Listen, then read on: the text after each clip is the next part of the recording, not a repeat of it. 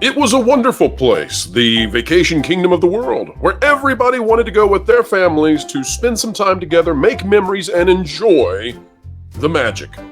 However, now, as Disney World is facing a PR crisis and families no longer wish to attend after divisive content has been promulgated all throughout the parks, well, the media and the pixie dusters are growing desperate, so desperate now, that they claim that that golden era of fun enjoyed for decades was in fact a vile cesspool of isms and ists. Folks, we're going to tell you just how crazy things are getting in the media as they do everything in their power to defend the bad decisions at Disney parks which have devastated them as of late. You may need a second wind at this one. You may have to watch it twice, thrice I say, just to believe the insanity that is being pumped out across the web.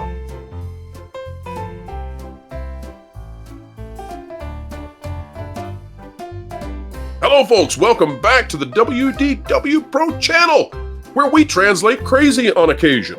And today we're doing just that. The crazies are not here on the panel, no, they are actually experts in their fields, both knowing the Disney parks quite well. Vash Sky, of course, an expert in Disneyland and everything West Coast.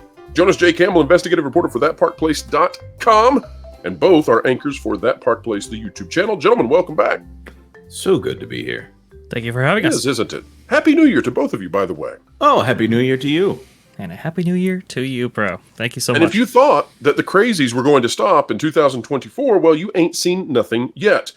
And guys, as we get into this topic and read these articles, I just want to say that I think what is happening here, because our job is to explain entertainment, keep people ahead of the culture curve, and also dissect out what's happening across the web and across the media. I think what is happening right now is pure desperation, right? It's like a Willy Wonka song gone bad. So the pure desperation is that things are clearly not going well with Disney parks and the decisions that have been made, but those have to be justified somehow. And those outlets which are choosing to stay on the Disney train are finding it more and more difficult to be sane in the way that they express these things. Let's get into the article now, and we'll see if you guys agree when we read this. This out of the street, which up until 5 minutes ago I thought was just a mainstream news online site. Now I'm beginning to question it. By Daniel Klein, who I'm sure is a nice enough fellow. Disney World closing popular ride, which could mean a major change. This is a mundane title. It will not stay a mundane article. Hang on, folks. You may need some Pepto-Bismol for this one. Here we go. When Disney World opened in 1971, standards and societal norms were much different than they are now. That's a great start. Anybody? It's going to get crazy when it starts that way. We can't read the next paragraph on this platform, so folks, read this, please. Blanks and blank tropes were commonly accepted, which led to few, if any, park visitors being angry about things that would horrify many Americans now. In effect, Americans of yesteryear were horrible, terrible, degenerate people, rubes and rejects. Are they just Good assuming, Lord. Do they think that minorities didn't exist then? I don't understand. Either the argument here is that the issue with these things has only been a recent phenomenon, which, over the last... These changes, Jonas, they didn't start, Disney World was the same it had always been in 2005, and apparently in 2005, we were Neanderthals. We were awful, horrible sinners. They're also trying to imply that I guess they're saying that only white people who were secure in their heterosexuality were the people who were in the parks or something like that. This is a silly statement. Get ready. It's going to go farther. Horrifying. There are, of course, some people who hate change. I think now we're already painting the opposition and don't understand, because they're idiots, why the Pirates of the Caribbean ride should not depict a group of women being sold into marriage against their will. Well, how about this? If the pirates can't have vices, then what makes them pirates exactly? The next time they go to the town, are we going to have to take away all of the fires and the pillaging and the plundering, and instead they're just going to be stopping by to have a nice, a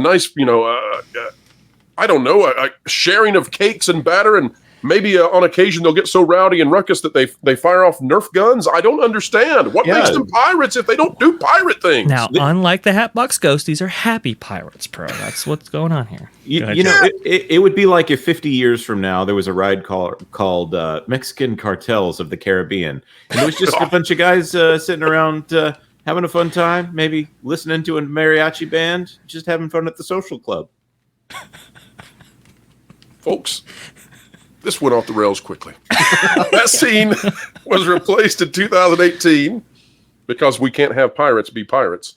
And Disney has made similar efforts to modernize the story of classic rides, including Jungle Cruise, which had a major storyline update.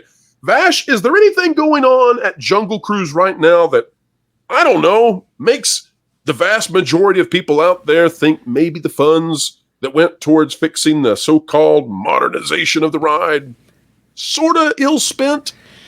Yeah, that crumbling temple right there, that's...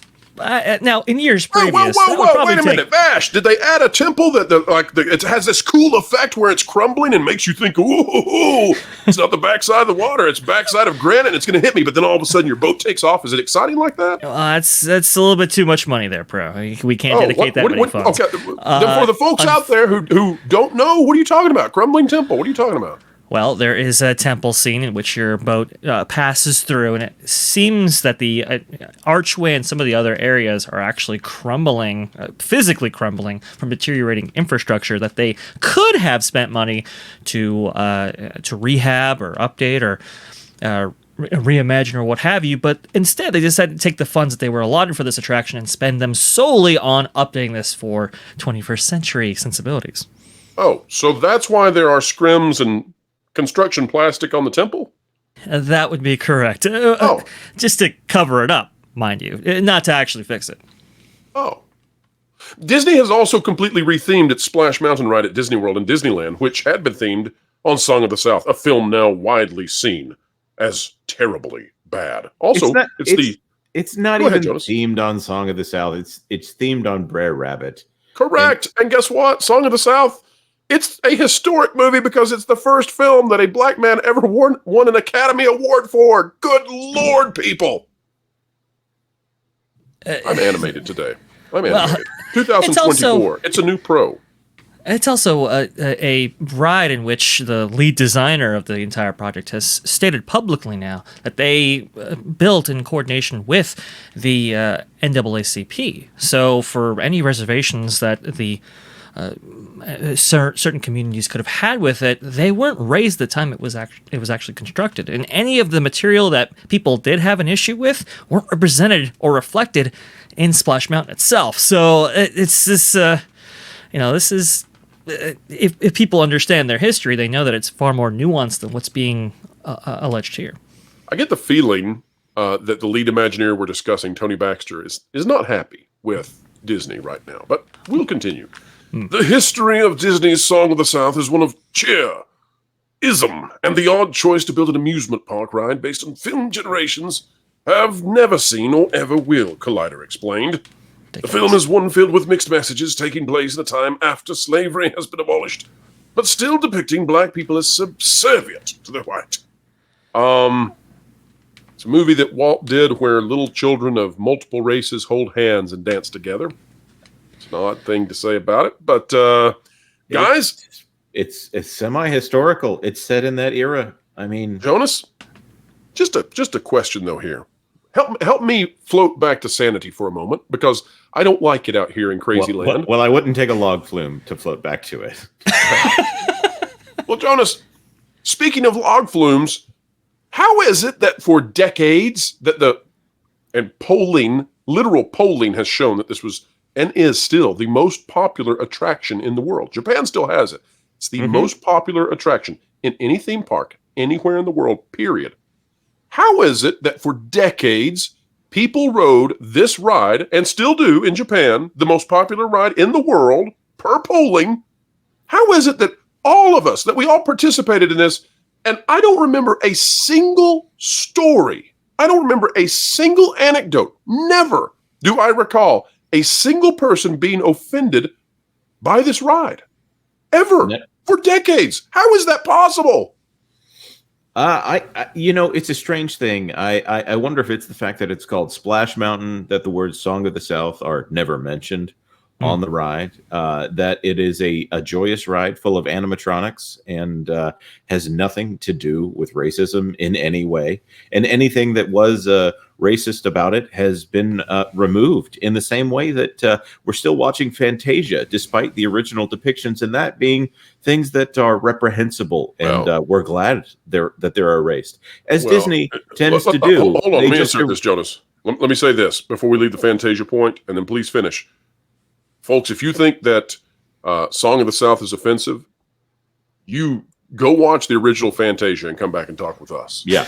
Listen, we defend things, right, when they're not offensive. We're here to tell you, the original Fantasia is 1,000% over the top, totally offensive. The original Fantasia, we're not asking for that to be on Disney Plus. We are not asking for that at all. It is something that when I saw it, I thought, oh, it's going to be something where it's, a little iffy and maybe of the time. No. There's that Holiday Inn scene where what's his name, Bing Crosby, is in blackface, and I go, ooh, that's cringy. No. The Fantasia one is downright mean spirited. Ooh, it's bad. It's bad, and we're not asking for that. Keep that in the vault. But Song of the South is not the same, and that's why we're logical. This is what's crazy. We don't buy into the propaganda, folks. It's on YouTube. Go watch the movie. Just go watch it. It wasn't like the original creators, or the original, I should say, funders of this attraction didn't have the reservations. Before Michael Eisner earmarked tens of millions of dollars towards the construction of this attraction based on Song of the South, he had a re-release commissioned of Song of the South in multiple territories, in which, maybe the local populace might take umbrage with it. And instead, it actually did really well. Not adjusting for inflation, from what I understand, it actually did better than when it was originally released back in the 1940s. So it's strange that nobody reacted to the film in a negative way when it was released right before this ride was commissioned. And nobody really reacted to this ride as it operated, serving millions of guests per year on both coasts and all around the world, if you include Tokyo. Let me think about this for a moment, Vash. You're telling me that in the late 80s, when Michael Jackson was the most popular singer on the planet, when Michael Jordan was the most popular athlete on the planet, when an individual who has since become controversial and in trouble, and most on planet Earth would call him a sleazeball, but he was the most popular comedian on Earth. Figure it out if you don't know the answer on that one, folks. At that time, Song of the South was re-released, and nobody cared. They actually went and watched it and enjoyed it. Let that sink in, ladies and gentlemen. We got to keep reading, though. Tiana's Bayou Adventure, a similar log flume ride. It's the same log flume ride. They've just changed it. They've changed the scenery. Will replace the original theming with a new story built around Disney's The Princess and the Frog in late 2024. Now Disney World is about to close another ride that has controversial and dated theming, Hollywood Studios' Rock and Roller Coaster starring Aerosmith. And it goes on to talk about controversial. When was this written? December 26, 2023. What? Yeah. I mean, you really got to dig. There was a hand gesture that was removed, and great job there, Stephen Daniel Tyler. Klein. Daniel Klein is our author here, and take a look at this. December 29th, Out of the Street. Again, Daniel Klein. Forget DeSantis, Disney World hits an incredible milestone. Walt Disney has had a challenging year, but it has won a clear battle in its war with Florida Governor Ron DeSantis. I'm starting to think, gentlemen, that Daniel Klein with The Street is on a real tangent here, real tear. The problem is it doesn't seem that the facts match the analysis. Let's read just a little bit of this. And folks, as we do, the connective tissue here beyond just the author is that there is an ongoing, and there are a plethora of articles all over the web that are attempting the same thing right now. There is a PR campaign, vast, I would say, to form a narrative where we will all accept the very poor decisions that Disney parks have made. And we could go through the list, but it'll take us 45 minutes. The horrible decisions, which have essentially put them in a place now where Dollywood, once a small regional park, is now considered in many polls out there. I think TripAdvisor has been the latest one that found that Dollywood was the highest rated park in North America. And Universal Studios is poised to take over as the dominant. Well, and that park place is the dominant website. But Disney World, once upon a time, aka the last 5 decades, has been the dominant. Nobody can beat it. It's number one, and it's falling off of that precipitously. And so now we've got the media trying to come in and save Disney. The problem is that the worse things get, the more shriekish and the more just freakish the arguments are. Here's what this says. Florida Governor Ron DeSantis put Walt Disney in his crosshairs in 2023. I would argue that Ron DeSantis probably likes Walt Disney, the man himself. Even though the company brings billions of dollars to his state and serves as its largest single-site employer, paying well above the state's minimum wage, the Republican candidate for president tried to take down the Mouse House. The right-wing governor made Walt Disney his stand-in for all companies that have made diversity and inclusion part of their business model. He has also repeatedly made unfounded claims about Disney's content. At a July campaign stop in Nevada, he reiterated his claim that Disney was supporting, and then you can all read that. It's been very disappointing to watch this particular company, what they've done by advocating, and the same thing again, he said. And apparently, Jonas, these are the things that this author believes are incorrect statements. Jonas, you have a YouTube channel devoted to covering when Disney does that. Yes. Would you like me to say the name of the YouTube channel? Well, could you just list briefly a few bits of content in which Disney has done that sort of thing in the past 2 years, let's say? Well, let's say Muppet Babies, where Gonzo, a preschool version of Gonzo, dresses up in a fine, frilly, sparkly dress, and tries to get everyone to accept that he just likes to wear that fine, frilly, sparkly dress. Or Proud Family, Louder and Prouder, which includes a gender nonconforming character who's young and actually quite mean to everyone else, but he's in there. Moon Girl and Devil Dinosaur, which all the coolest kids in school use their preferred pronouns. In fact, he or she, I forget the pronouns of the character who is presenting as female, but is a they, them, is played by a biological male and has a sleepover with our little Marvel superhero girl. She's a middle schooler. Let's stop there because you could keep going. And that's the scary part. And folks, we're not here to tell you. We're not here to give you any sort of ethics lesson. We're not here to judge or to provide you with morality. What we are here to say is that there is a market consequence when you do this in children's content, in children's programming, especially when it's not explicitly known to the parents that you're doing so. And I would say that the market impact has been that not only have consumers exited the door from Disney and Disney parks, but also it entered Disney into the political realm significantly. And they knew it was going to. And we now know that because of complaints the attorneys have made on behalf of Disney about their ability that they want in terms of free political speech. Let's continue, though. Let's continue on with this article because this is it's fascinating to me. The defense of Disney as we prepare to have a very, I think, unfavorable year to Disney. I don't really want to engage in the specifics except to say that it's not our goal to be involved in a culture war. Iger responded. That's Bob Iger. Our goal is to continue to tell wonderful stories and have a positive impact on the world. You know, we are a preeminent entertainer in the world, and we're proud of our track record there. So what he's saying is he doesn't want to engage in the culture war in the way that certain countries that began a war are calling for a ceasefire. And again, that's not consistent with their recent SEC filings nor their 2022 annual report, which specifically states that, yes, they are engaging in these practices. They might induce backlash from their consumers, and they simply don't care. Or internal company documents that they send out to all of their employees to indicate that if they have a child who might be confused about what gender they are, that they would like to surgically assist those children. There is a thing that I do on this channel sometimes that Jonas has critiqued a bit, and we have had a multi-week bet now that I would not bring up anything to do with defecation. But I must in this situation. You just keep losing that bet. I have to, Jonas. Bob Iger in that statement is sort of like your child and the child is squatted down in the corner, hiding behind the couch or the sofa, and there's a smell emanating from that corner, and you know the child needed to go to the potty and did not, and you look at the child and say, "Are you pooping?" And the child shakes their head no.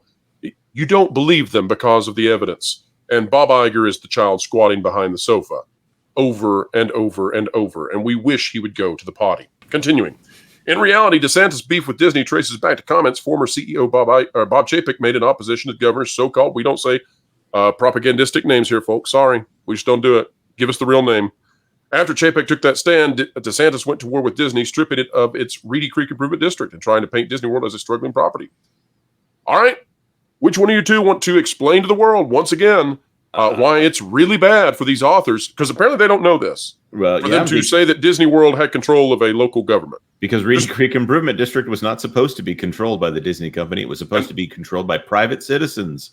What does it mean if it was controlled by a private corporation, Jonas? Why is that bad for Disney? That means that while Reedy Creek was issuing municipal bonds, otherwise known as government bonds, if they were controlled by a corporation, that might mean that allegedly a corporation was issuing government bonds, tax-free government bonds, and anything performed with the proceeds of those bonds. Well, that might be misappropriation of taxpayer funds, among other crimes that have been listed in an audit by the CFTOD, otherwise known as the Central Florida Tourism Oversight District, that has replaced the Reedy Creek Improvement District. So Daniel, in writing this article, Daniel, if you're going to write more articles in the future, please listen. You are not doing Disney any service when you claim that they lost Reedy Creek Improvement District, because you are claiming they owned it. And that is a major critical flaw, and that Disney does not want in the public. So if you're going to shill, let's shill well. Vash? I was just going to elaborate on Jonas's point. Particularly bad because they weren't the sole taxpayers in the district itself. So when you have funds being misappropriated in this way, but you're still collecting taxes from the 50 some odd different entities that are paying taxes within your district, but only using them to benefit you yourself as the largest single biggest taxpayer in the district, well, that gets a little dicey very, very quickly. So I agree with you, Pro. You're not doing Disney any favors by attributing the Reedy Creek Improvement District to Disney itself. Over the 4th of July weekend, Disney World suffered from weak attendance. There were some reasons for that, as flights were more expensive than they normally are in July, and temperatures topped 100 degrees. Guys, I don't know if you know this or not, but the entire state of Florida broke records this year, 2023. They broke records for flights and tourism. I also don't know if you all know this or if the author knew this, but July's hot in Florida. It's regularly over 100 degrees. So, dang it, it's hot. Yeah. I just boggles the mind. Florida's hot. Nobody will go because it's hot. Well, funny how that worked the opposite way until now. Yes, Comcast Universal Studios also had lighter than expected crowds that weekend, but in both cases, while overall attendance dipped slightly year over year at both companies' parks, the reality is that people were there. They just opted to hang out at the pool or inside air-conditioned spaces. There's no evidence of that. And when it comes to Universal Studios, folks, the reason that it has had lighter attendance this year is because of the known effect that when you're going to open a new theme park for your resort, families will often wait until the theme park opens so that they can experience it. And so they delay their family vacation to your resort until that new thing happens. That has taken place over and over and over in the history of theme parks. Daniel should learn that. DeSantis has delighted in Disney struggles, and at the box office, the company, along with every other movie company, does face some real issues. Its theme parks, however, have been a continued source of strength. Doesn't mention here that Disney World's revenues have dropped. Disney World has been a continued source of strength, though it faced a tough year of comps for a reason. Experiences operating income increased by over 30% versus the prior year quarter, with year-over-year growth across all international sites: Disney Cruise Line, Disney Vacation Club, and Disneyland Resort. At Walt Disney World, we continue to manage against wage inflation and challenging comparisons to the prior year from the 50th anniversary celebration the company shared in its earnings report. That's an interesting way to phrase not paying their workers. Yes. Vash, they just increased the minimum wage in California.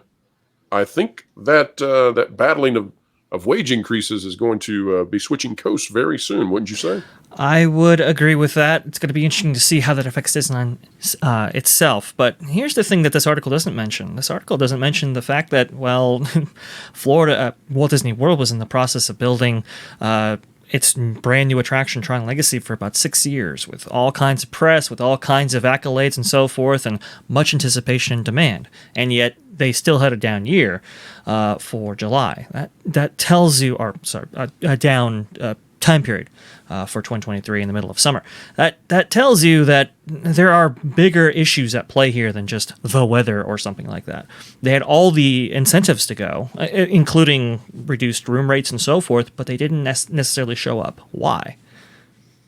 Now, we know the answer why, and that is that Disney parks, of course, are deeply unpopular at this point with a large set of demographics in the world. But I want to read this next point, because I think this is, out of all the points that have been made in these two articles, this is the most persuasive, but I think it's the most persuasive because it sits in a particular fog. And I'm hoping that Jonas can help us get in there and really understand it well. Disney World, and this, folks, here's the word of the day. Okay, don't scream like it's Pee-wee's Playhouse. Disney World has essentially sold every ticket available at its 4 Florida theme parks from Christmas through New Year's Day. When you check the company's website for tickets or park reservations, it sometimes shows no availability at any park, and sometimes shows tickets available at Animal Kingdom or Epcot. Jonas, how many tickets do they sell for those theme parks? No one knows. Exactly. And just out of curiosity, when it comes to capacity, what is the actual capacity for Disney World? No one knows. Oh, okay.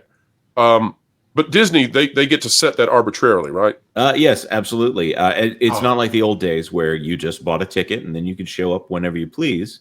And by the way, you can still buy as many tickets as you want right now. And the problem is the reservation system. And the reservation system, as we've known since around 2020, is something that Disney has used to keep capacity numbers low so that people can buy more merchandise at the parks. While the Christmas season, we've broke it on this channel. I do believe that they have understaffed the parks for the holiday season in a way that makes it look like the parks are actually busier than they are, with long lines being that key metric to say, oh, they must be full, when in fact all it is they must be understaffed and must be over capacity, as in when you walk into a restaurant and there's only one waitress. Well, it doesn't mean that any table you sit down is one that should have someone sitting at it. It means that they only have enough capacity to serve what that one waitress can serve. It's important for people to realize that the reservation system is not a static metric, right? This article here suggests that it might be, but it's a dynamic system, and it fluctuates based on a myriad of factors, but one of those being labor and how many guests you can actually facilitate that day. If Disney decides to arbitrarily not spend that much on labor, then they can go ahead and reduce the amount that they let in per day via the reservation system. Exactly. And I want to come back to that article in just a minute to finish it out. But here's a key thing.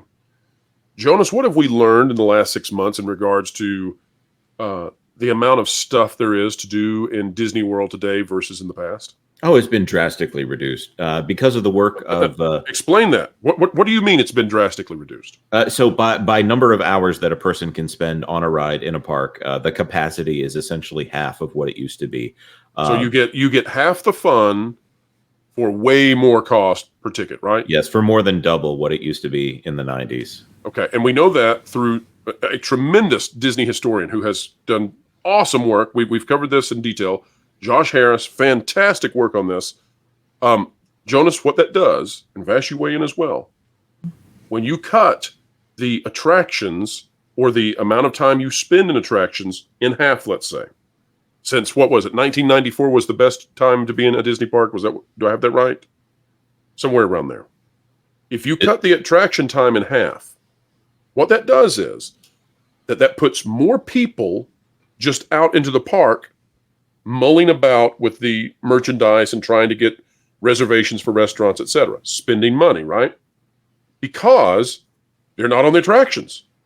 Then simultaneous, if you also create a system whereby guests have to spend even more money to get into lightning lanes, which then let them skip the line, thereby making the standby lines for the plebes who can't afford it, makes those basically be standstills, and it takes forever, then you do a couple of things.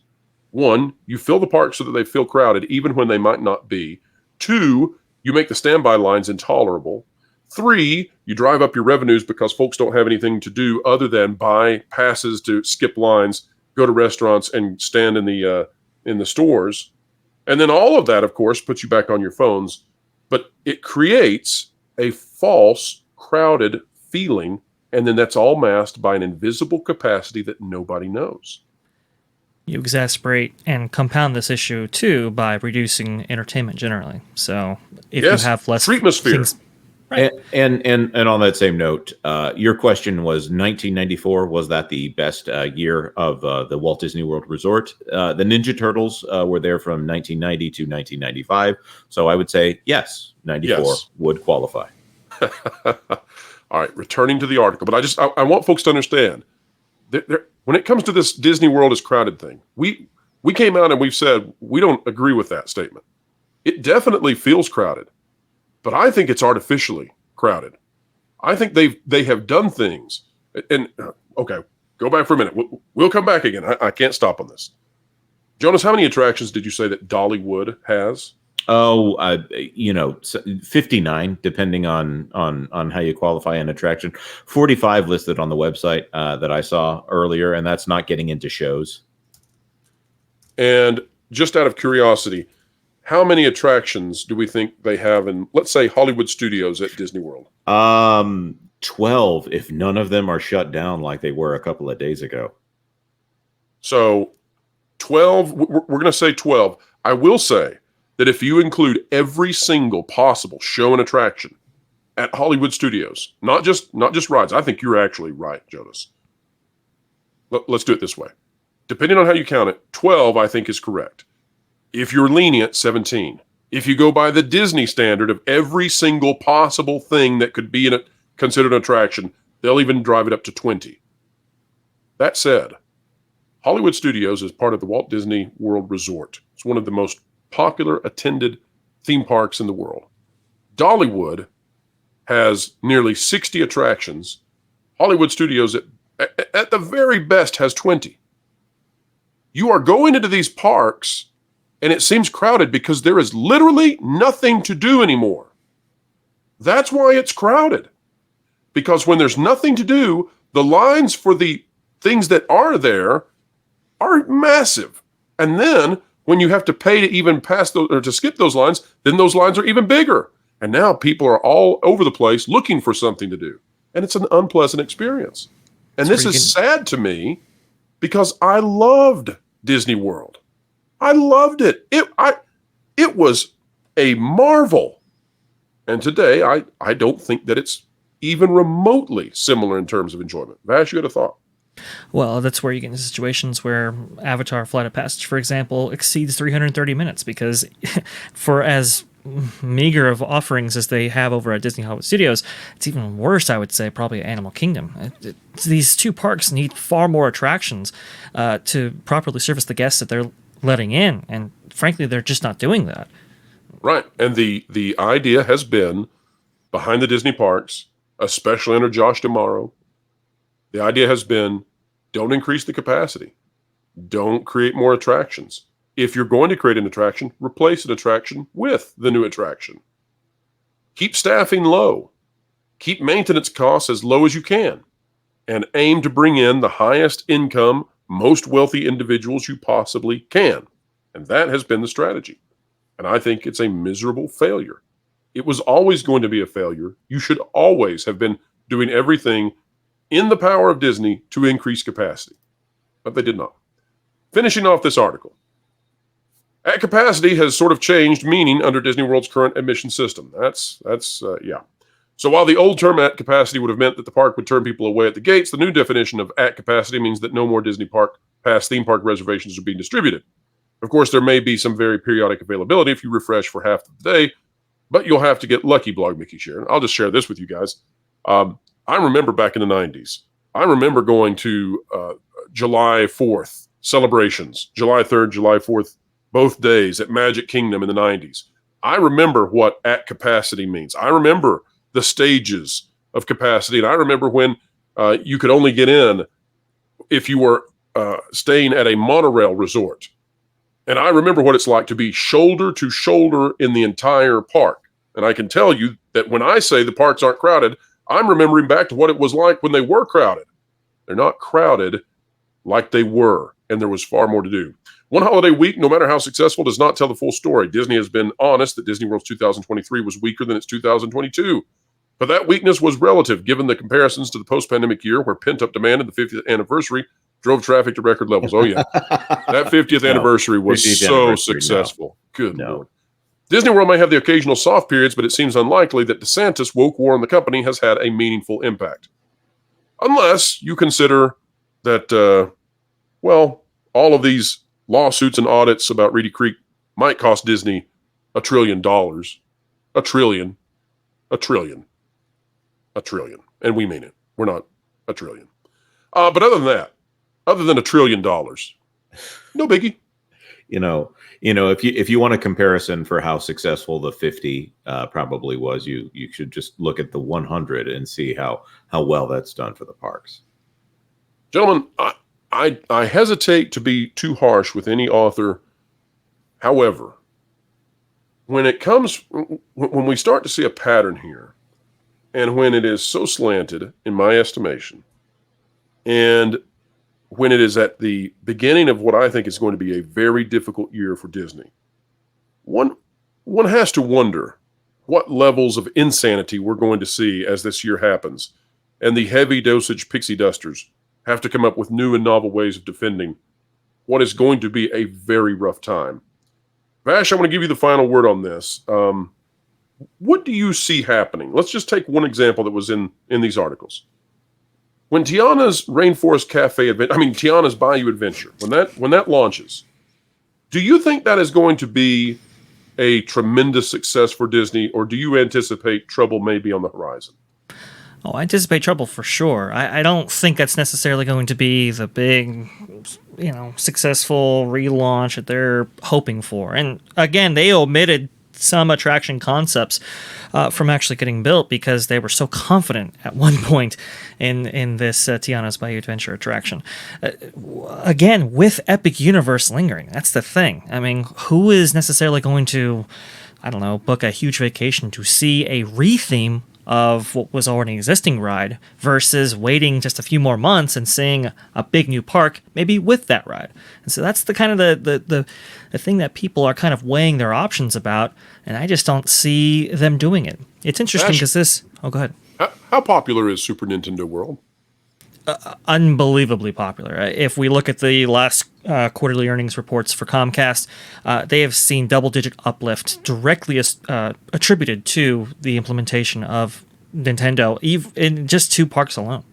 So Super Nintendo World is going to launch, and it's coming with all of Epic Universe. And Disney's response is they took the most popular ride in the world that had more than 60 incredible animatronics that they didn't, admittedly, they didn't maintain them and keep them working, but they should have.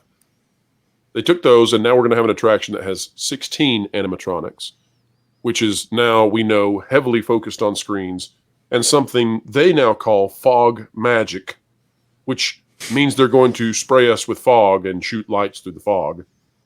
I don't think that's going to handle it when it comes to Super Nintendo World, and I think that Mr. Klein with the street is going to have to really, really find ways to get us all to be thrilled about the idea of going through that fog. But I feel foggy just reading these articles already, so I can't wait. And why are they going with fog? To do the math, Pro, if you look at how many audio animatronics that they're actually adding to this attraction, well, there's about anywhere between 15 to 17 scenes in the previous Splash Mountain. So if you want to fill every one of those up, that averages to about, one audio animatronic per scene? Well, you see, Vash, if you just fill 15 of those rooms with fog, problem solved.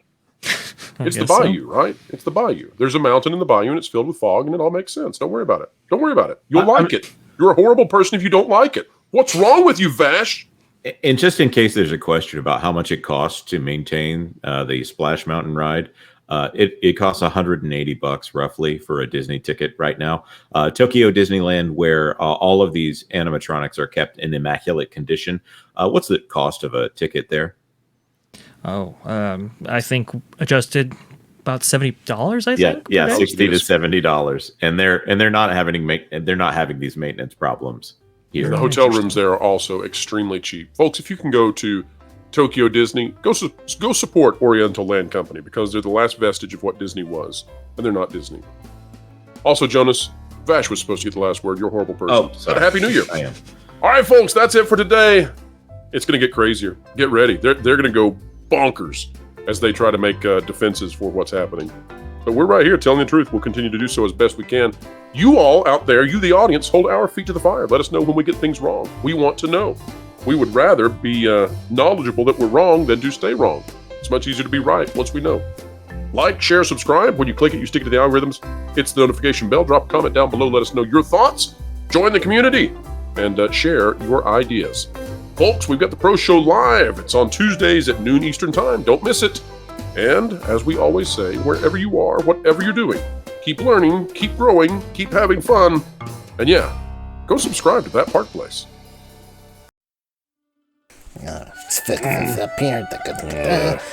This is one big cultural appropriation, don't you think? What do you mean? We're just celebrating the Year of Medmut. There's no thing called the Year of Medmut. There's a dog, but not a Medmut. Where did you get this from? Were you reading Time magazine again? No, but I just figured that since he's so generous, he deserved to be like Star of the Year. The goat, if you will. No. You all know goats are hot. You're just trying to suck up to him to get a membership on our channel, aren't you? Maybe. That's so disgusting. I'd say you should be ashamed of yourself, but trying to butter up to him like that... Then again, it is you. Look, man, butter worked on Jonas. Putting butter on a second-degree burn isn't a solution. Besides that, there's like another restraining order against you going near anyone in the kitchen. But you know what there isn't a court order for? Subscribing to WDW Pro and bookmarking thatparkplace.com, where John Trent is editor-in-chief, so you can keep ahead of the culture curve and get accurate information, which will also keep you from getting burned by the mainstream media. So you are saying I did a sick burn? You're an idiot. Now clean all this up. Yeah, I'm not cleaning this up.